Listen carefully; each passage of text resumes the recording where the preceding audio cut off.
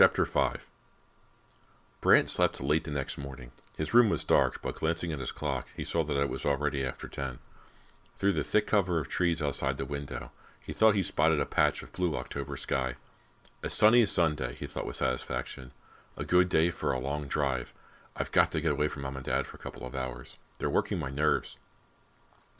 Downstairs, he found his parents in the driveway, unloading groceries from the battered blue minivan. "Go help your mother," his father ordered. "There's a 12-pound turkey in the back seat, and I don't want her to strain her back lifting it." Brant carried a turkey into the house for his mother. "We practically bought out the store," she told him. "I've got roast beef, chicken, vegetables, cake mix. What would you like for dinner tonight, Brant?" "Roast beef sounds good," Brant replied, shoving the turkey into the refrigerator.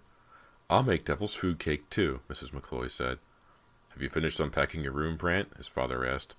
"I haven't even started," Brant admitted. "I'll get to it. But I thought I'd go for a drive first, check out the area. Can I take the Honda?" His father frowned. "We've got a lot of settling in to do. I was hoping you'd finish in your room and start unpacking the books." "I'll get to it," Brant promised, picking up the car keys from the kitchen table and jiggling them in one hand. "I won't be gone long." "Brant!" his father protested. Brant dashed out the back door before they could stop him. He jumped into the dark green Honda and quickly backed around the van and down the driveway. His parents ran to the front yard, waving their arms at him, motioning for him to come back. He pretended not to see them.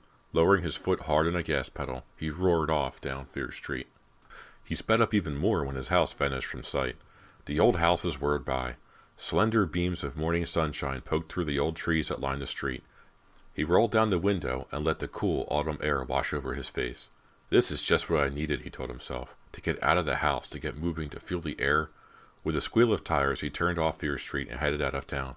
He jammed a cassette into the tape deck and cranked up the volume. He sang along with the music. "Don't care if I live, don't care if I die." Nothing but farm fields on both sides now, a long, twisting highway nearly empty. "Okay, let's see how fast I can go," he thought. He jammed his foot down and watched the speedometer climb. 70 miles an hour, 80. He flew around the tight curve, spinning the wheel, enjoying the excitement of not knowing what lay around the next curve. The road climbed into low brown hills.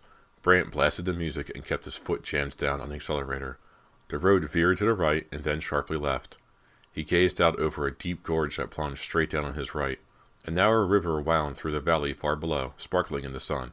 Beautiful, he thought, following the course of the river with his eyes. When he turned back to the road, the red oil truck already filled the windshield. "I'm in the left lane," Brant realized in panic. He cried out and frantically cut the wheel back to the right. But the car bounced out of control. Too far to the right. The oil truck's air horn rose like a siren. He slammed his foot down on the brake. The car skidded across the wide shoulder, heading straight toward the deep gorge. Chapter 6. Gripping the wheel with both hands, his foot all the way down on the brake, Brant shut his eyes and waited for the fall. Waited for the long slide down. When the car didn't move, he opened his eyes and saw the car wasn't moving. "Oh, man," he cried, jumping out of the car. The right front tire hung over the edge of the gorge. The other three were safely on the ground. "Oh, man," he repeated, shaking his head. He hurried back into the small Honda. Brant shifted into reverse and pressed the gas pedal. The tire skidded in the dirt. The car slipped, but in the wrong direction, further out over the gorge. "Come on!" Brant shouted to the car. When he hit the gas this time, the rear tires caught the road and pulled the car back. The right front wheel eased up over the edge of the gorge and back onto the shoulder. Brant stopped for a second and caught his breath. Then he made a U-turn and sped back toward home at 80 miles an hour. "That was fun," he said out loud. "Man, that was fun." That night, Brant lay restlessly in the darkness, waiting for sleep. "I'm so tired from putting up bookshelves and unpacking boxes all afternoon," he thought. "So why can't I get to sleep?" He stared at the ceiling. He listened for raccoon scratches. Silence. "So why do I have this strange feeling, the feeling that something was hovering nearby? Something dangerous. It must be moving into an unfamiliar house," he told himself. "Or maybe it's the thought that tomorrow is my first day at a new high school, Shadyside High, and I'll be the new kid, the kid who doesn't know anyone." He glanced at the clock. "I've got to get some sleep," he thought, "or else tomorrow I'll have dark circles around my eyes like that raccoon." He felt himself drifting off. He closed his eyes. A soft whisper of cold air rippled across his skin. He opened his eyes. Where did it come from? Another puff of cold air, like an icy breath. "Is someone here?" he thought. His skin tingled. He felt the brush of lips on the back of his neck. Cold, cold lips. And then sharp teeth bit into his shoulder, and he screamed. Chapter 7. The overhead light clicked on. Mr. McCloy rushed to Brant's side. What's wrong? What happened? He grabbed Brant's trembling shoulders and tried to calm him. Brant swallowed hard. My neck, he managed to choke out. He rubbed the spot with his hand. It still felt cold. You hurt your neck? You have a stiff neck? Brant's father demanded, his voice clogged with sleep. Let me see it. Brant leaned forward. Something bit my neck, he said. Can you see where? I don't see anything, Mr. McCloy replied, lowering his head and squinting at the back of Brant's neck. Another raccoon? I hope not, his father murmured. He searched the room with his eyes. Then he bent down and checked under the bed. He pulled open the closet door and rifled through Brant's clothes. He checked under the desk, inside boxes, all over the room. Mr. McCloy let out a weary, relieved sigh. Must have been a dream, Brant. A nightmare. Brant rubbed the back of his neck. It felt okay now. His hand moved to the scar on his cheek. It was so real, Dad. I really thought... You're nervous about school tomorrow. That's all, Mr. McCloy assured him. Try to get some sleep, okay? Okay. Mr. McCloy switched off the light as he left the room. Brant settled down in the darkness. He pulled his covers up to his chin. A dream, he muttered softly. Just a stupid dream. He had almost drifted off to sleep when he felt a cold rush of air on his face again. Brant heard the roar of a vacuum cleaner as he started downstairs the next morning. Peeking into the living room, he was startled to see a short, squat, gray-haired woman vacuuming. Brant had never seen her before. Hi, he called, but the woman didn't glance up. Brant figured she couldn't hear him over the roar. He went into the kitchen. Good morning, Brant, his father greeted him from the table. Did you manage to get some sleep last night? A little, Brant replied. Who's that woman in the living room? Her name is Mrs. Nordstrom, Mrs. McCloy told him. She's going to help me unpack and get the house into shape. Did you meet her? She's very nice. I tried to say hello, but she had the vacuum cleaner going, Brant explained. Where did she come from? Mr. Hankers recommended her the other day, Mrs. McCloy said. I was going to phone her this morning to see if she wanted a job, but she showed up before I even got a chance to call. I guess Mr. Hankers called her for me. She used to work for the previous owners of the house, Mr. McCloy added.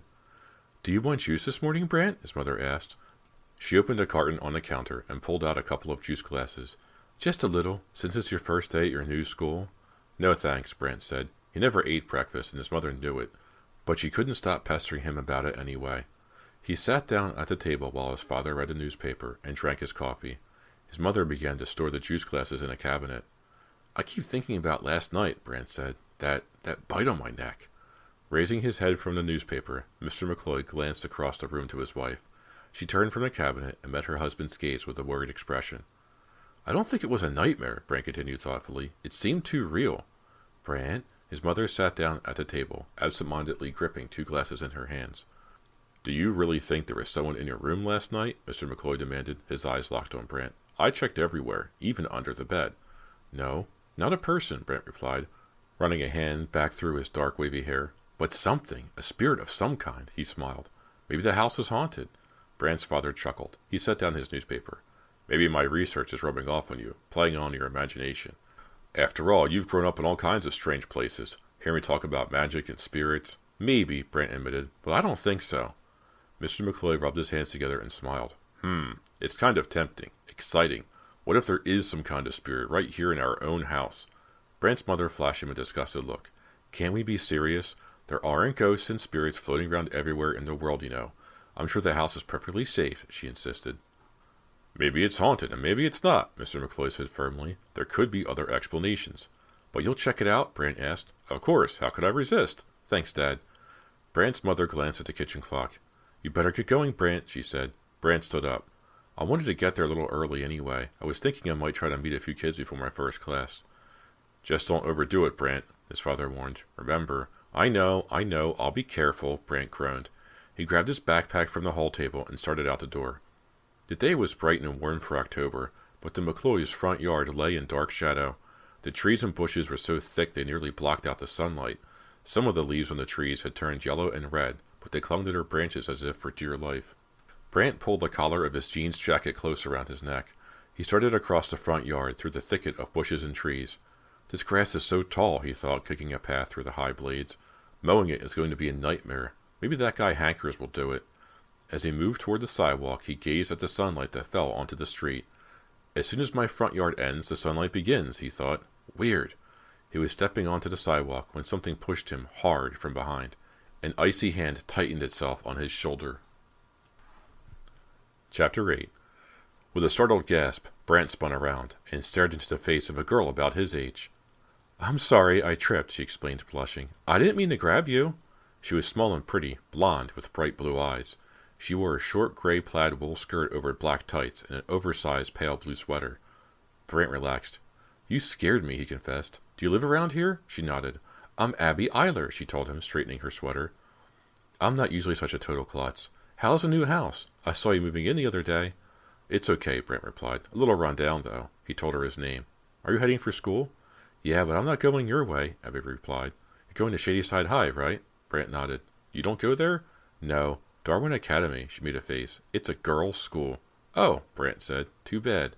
Abby laughed. Tell me about it. She tossed back her blonde hair. So it's hard to move, huh? Makes you a little nervous? Or do you always jump 3 feet in the air when someone grabs your shoulder? I'm a little stressed, Brant admitted with a shrug. It's dark in your yard, isn't it? Abby said, her blue eyes catching the sunlight.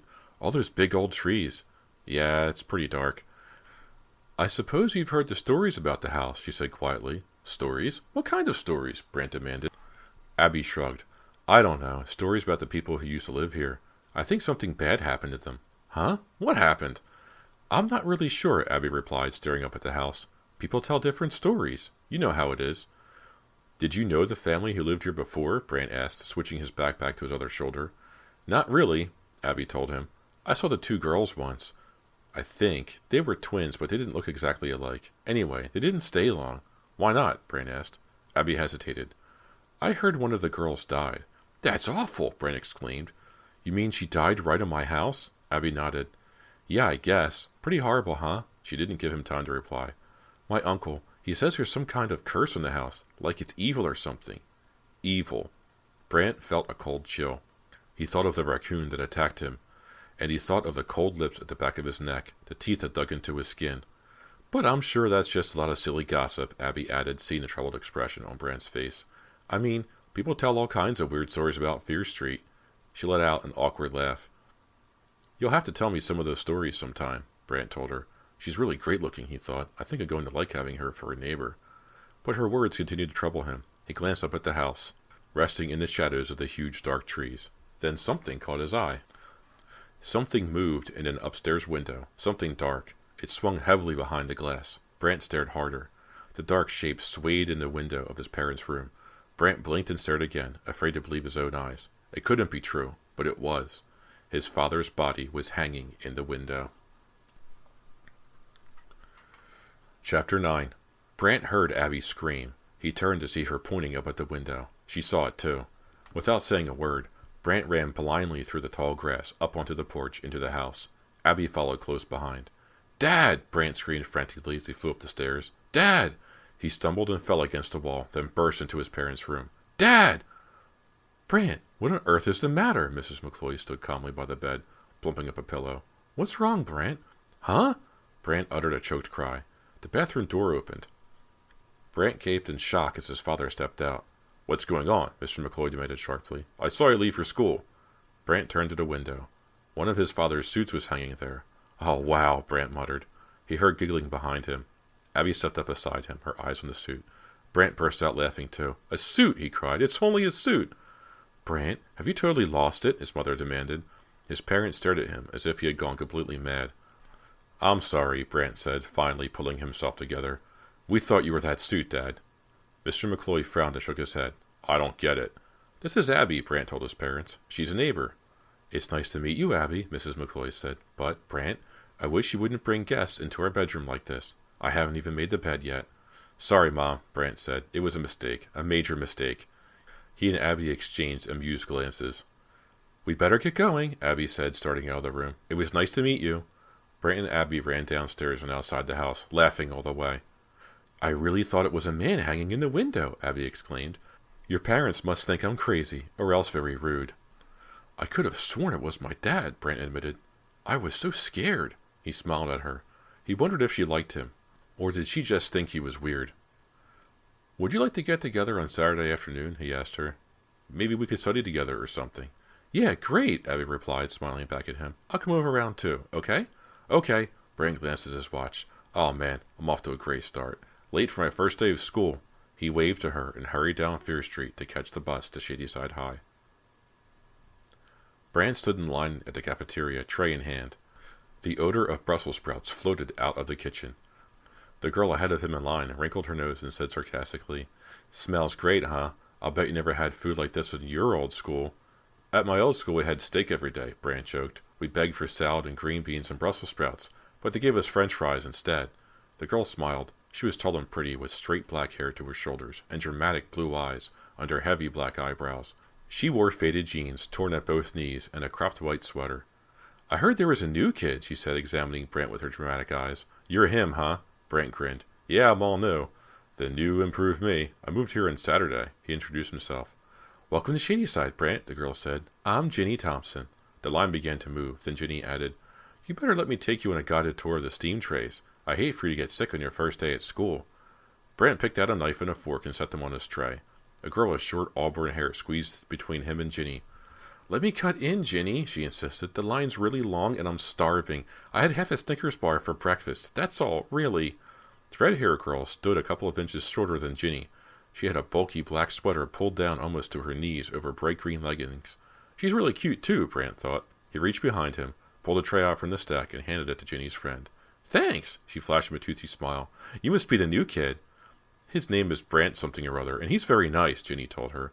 "But I'm sure it will wear off after a while. It always does." She grinned at Brant to let him know she was teasing.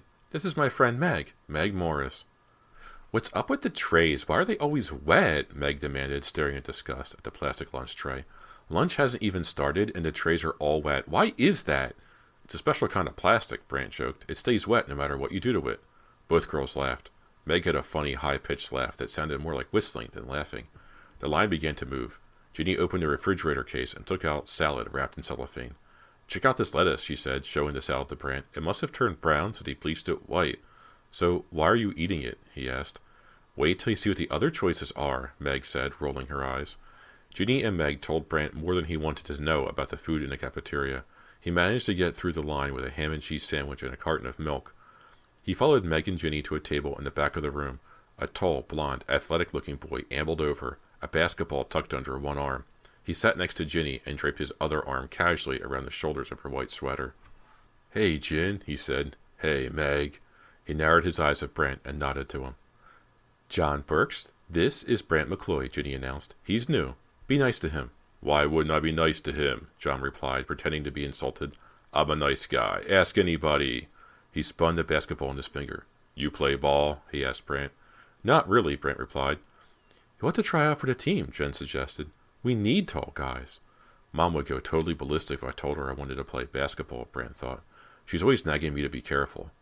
But he found himself thinking, I wonder if I could make the team. I'm good at sports. I never played in a league or anything. Just fooled around on the playground with my friends. It might be fun to play on a team, and I get to meet a lot of guys. I'll go to a few practices, he decided. It can't hurt. Then maybe I'll try out. Mom and Dad never have to know. "Hey, Brant," John snapped his fingers, interrupting Brant's thoughts. "You still with us?" "What time is practice?" Brant asked. "You're going to try out? That's excellent," Meg exclaimed. Ginny rolled her eyes. "Don't let John push you around, Brant." "We have practice every afternoon at 3:30, John told Brant, ignoring Ginny. "And tryouts are next week." He turned to Ginny and asked, "You're meeting me after practice, right?" Ginny shook her head. "No way. With all that French homework and a term paper to get started." "You're worried about homework." John shook his head in disbelief. "That's a new one." He glanced suspiciously at Brant. Then he stood up abruptly. "I hope you get all your homework done before Friday," he said. "Don't forget, we're going out Friday night. I had to really fight to get the car." "I won't forget," Ginny promised. "No problem." John left without saying goodbye, dribbling his basketball across the cafeteria floor. "What's with him?" Meg asked. Ginny shrugged. "Who knows? That's how John is. He gets jealous if I sit alone and read a book." She flashed Brant a teasing smile and added, "But I never let that stop me from doing what I want." "Hey, you made it, McCloy." John shoved the basketball into Brant's arms as Brant entered the gym that afternoon. "Hey, guys," he called to 5 or 6 other boys who were warming up across the floor. "This is him, the new guy. He says he's the next superstar. He says his nickname is In Your Face." "No way, no I didn't," Brant cried, feeling his face go red. "You told me you were All-State last year," John claimed loudly enough so that everyone in the gym could hear it. "Give me a break," Brant protested. Why was John doing this to him? Was he just goofing, or did he really want to embarrass Brant? John took a ball, dribbled to the far end of the room, and started practicing foul shots. Brant slowly and easily dribbled the ball down the court. He spun around and dribbled back the other way, warming up. This is going to be a breeze, he thought. Nothing to worry about. A tall, 40-ish-looking bald man wearing gray sweats stopped Brant on the sideline. "I'm Coach Hurley," he announced, fiddling with a whistle that hung from his neck. "You're the new kid, right? What year are you?" 11th grade, Brant asked. "Good. Did you play at your old school?" Brant nearly smiled at the thought of playing basketball on the island of Mapalo. "No," he replied, "but I think I can be good at it." Mr. Hurley checked him out. "Well, you're certainly tall enough. If you're tall and you're breathing, we've got a pretty good chance of making this team," he said dryly. "We'll start scrimmaging in a few minutes. We'll see what you can do." Later, John threw a blue jersey over his head and tossed Brant a red one. They stood on opposite sides of the court, on different teams. Coach Hurley blew his whistle. The centers jumped for the ball. It bounced to John. John dribbled down the court and took a shot. Brant tried to block him. Brant timed his jump carefully and slapped John's ball away from the basket. "Good, McCloy!" Coach Hurley shouted. John grunted. Brant ran down the court with his teammates. A short, wiry boy with curly black hair passed the ball to him. Brant took a shot. Missed. The blue team had the ball again. Brant ran back down the court, guarding John. Brant panted, trying to catch his breath. A line of sweat trickled down his forehead. He glanced at the other guys to see how much they were sweating. Most of them weren't. "No problem," Brant told himself. "I'm just a little out of shape, that's all." John slipped past Brant and went for a layup. The ball swooshed in. Back down the court. Brant lagged behind his teammates. His arms and legs felt as if they weighed 1,000 pounds. Breathing hard, he stopped running and bent over, resting his hands on his knees. "You can't be tired already, McCloy," he heard Coach Hurley calling. "Make sure you do an extra 5 laps after practice." Brant nodded, breathless. "I can do it," he told himself. I can. I will." I need an alibi, an excuse, Brant thought, as he ambled down Fear Street toward home that evening. Mom will never get off my case if she finds out I've been playing basketball. The sun had already lowered itself behind the old trees. A cool, gusting wind carried a hint of winter. As he stared up at his new house, 99 Fear Street, Brant suddenly remembered Abby's words that morning. "A girl died in my house," he thought, shuddering. "The house is evil. Abby had said so. The whole street is evil." He gazed around at the neighbors' houses. They all seemed as old and dark as his. Which one does Abby live in, he wondered. He took a deep breath, trying to think of an excuse for being late, and hurried inside. He found his mother talking to Mr. Hankers.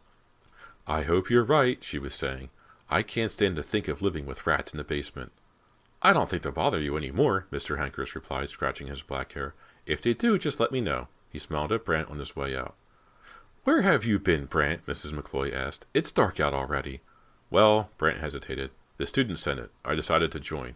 I thought I'd meet some kids there." His mother smiled. "That sounds perfect for you," she said. "It meets every day after school," Brant told her. "I've already got tons of homework. I better go upstairs and get started." She wanted to hear more about his first day, but he hurried up to his room and shut the door. He didn't want her to see how tired he was. Without bothering to turn on the light, he dropped onto his bed. He sniffed. "Hey! Something smells weird in here," he thought. He sat up. That smell again. So sour. Getting stronger. "Wow! It's awful," Brant thought as the stench rose around him. "It smells like—" He didn't want to think about what it smelled like, but he knew. It smelled like decay, like rotten meat. "I'm going to be sick," he thought. He jumped up and started to the window to let in some fresh air. But he stopped when he saw a light under his closet door. "There is no light in my closet," Brant remembered. He took a step closer, his eyes on the floor. The light was green, a sickening green glow that seemed to glow brighter as Brant stared at it. He took another step toward the closet, then another. What could be inside? He put his hand on the doorknob and immediately jerked it back. The doorknob felt wet and slimy. It was covered in a disgusting green goo. He rubbed it on his jeans. The slime stuck to his hand.